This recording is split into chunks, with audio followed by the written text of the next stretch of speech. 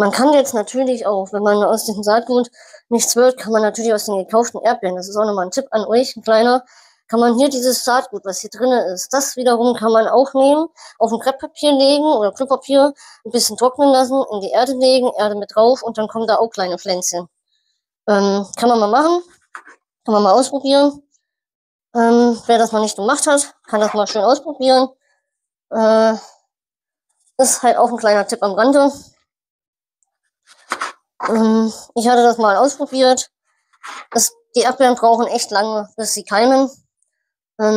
Deswegen muss man damit schon recht früh anfangen.